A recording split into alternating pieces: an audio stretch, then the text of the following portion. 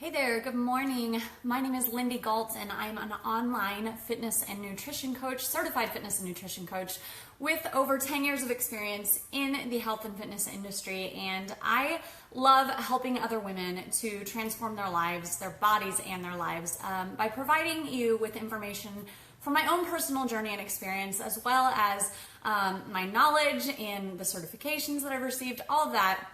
And today I wanted to speak to you about something really specific that I'm actually really excited about. So if you've been following me at all on social media, then, hey, good morning, Tina. Then you know that I've been kind of trying out some new things as far as my fitness and nutrition go. And a lot of this stemmed out of research I was doing for a program that I'm developing for people that have polycystic ovarian syndrome, because I have that. But that's not what I'm going to talk about today. So if you're watching this and you're like, I don't have that, click, I'm going to exit.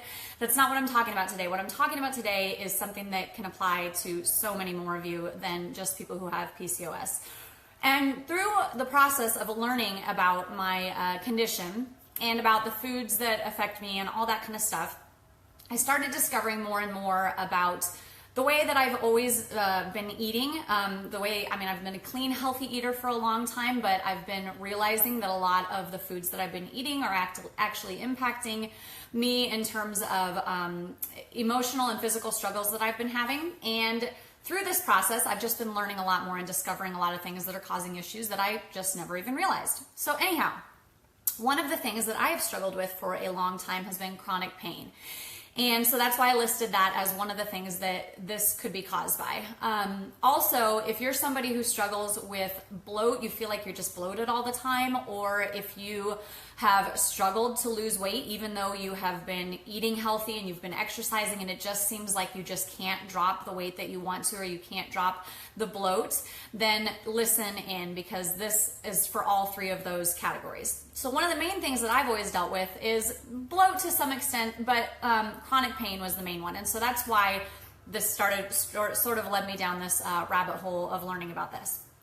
What I am finding, the one thing that could be causing this, all three of these things, whether you deal with one of them or three of them, is inflammation. It's inflammation in your body. Now you might be thinking, okay, that's no surprise, Lindy. I know that something's going on where I'm feeling, I have inflammation in my body, and that's why I'm, having chronic pain or I'm bloated or whatever. But inflammation is not necessarily a bad thing. In fact, it's our body's way of protecting us in certain ways. It's protecting us from foreign substances. It's protecting us from injury, all those kinds of things. But inflammation can also be a bad thing, especially when it's chronic inflammation, which is what I realized that I have been dealing with.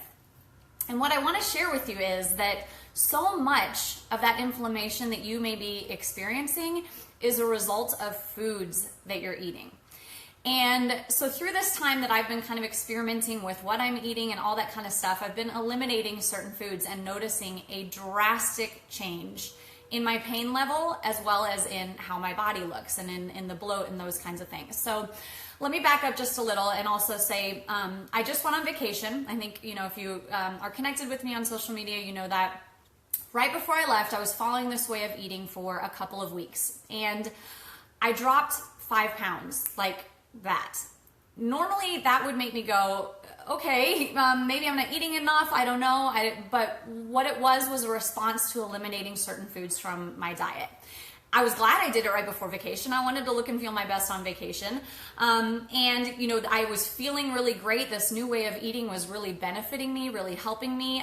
But I also noticed that my pain was tremendously decreased. The pain that I deal with is actually back pain. And if you've seen me on social media or followed me or connected with me, you know that I spent a lot of time even at a pain clinic end of last summer, getting treatments, trying to deal with my pain.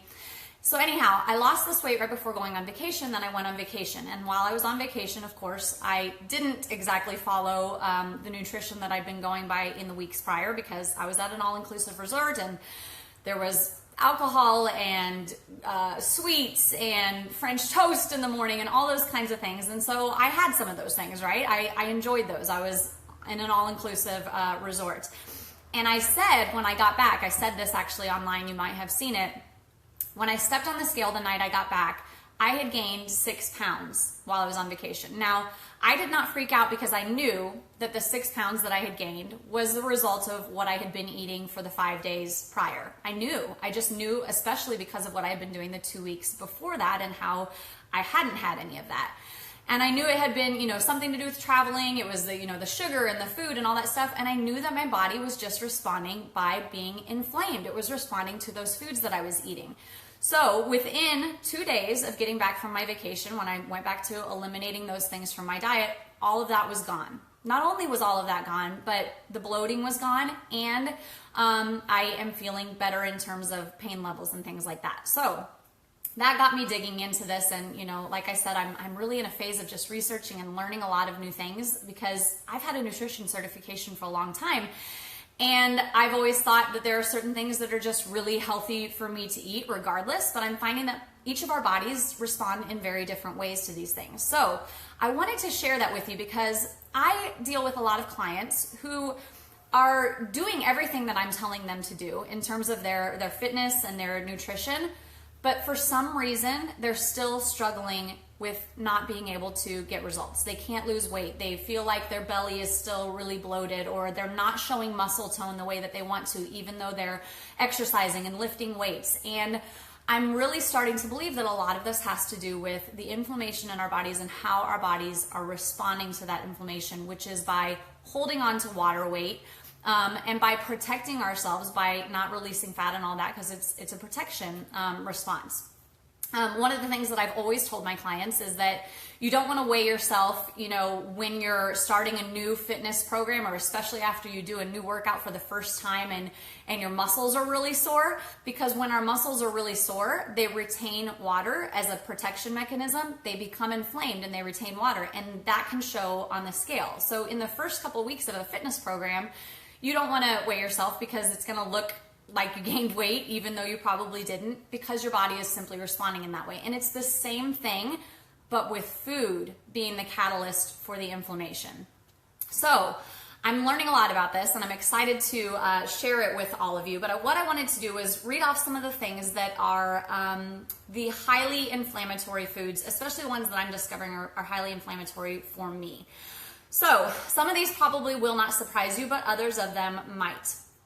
Number one is sugar.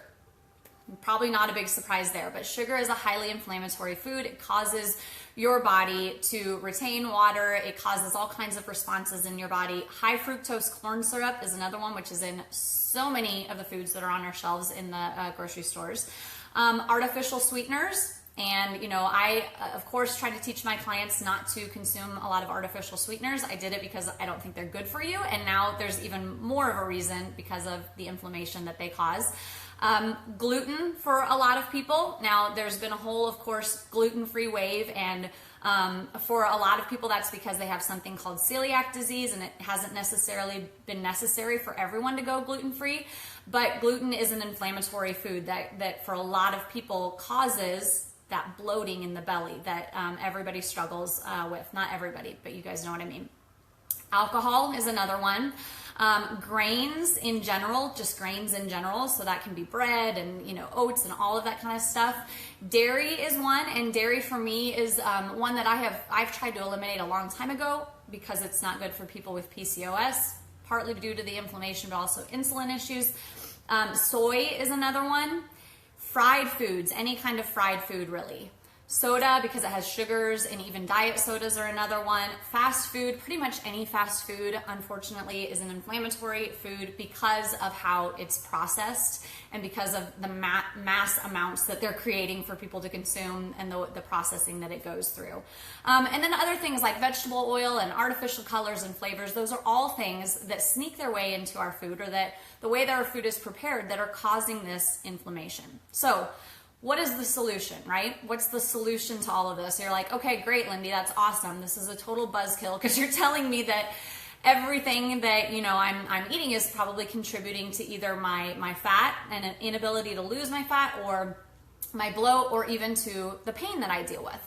The solution is to figure out what those things are for you. What are the things in your diet that are causing the inflammation in your body? And how do you do that? Well, you got to test it for yourself. I said that I've been kind of doing this myself over the last few weeks. I've been eliminating some things from my diet and adding other things in that maybe I only had in moderate portions before, and I'm noticing a tremendous difference because of it.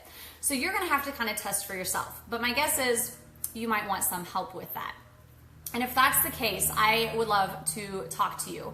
I'm going to put put a link in the comments below this video.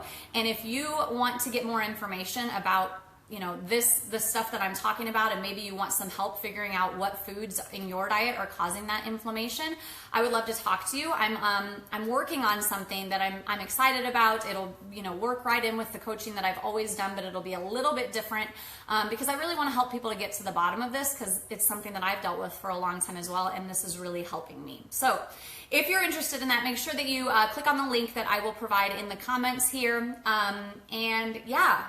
Gosh, you guys, I mean, this is exciting stuff to be learning about what really is causing some of the issues, especially if you're somebody who's been working hard and you're still struggling. All right, so thanks so much for tuning in, and I will talk to you soon.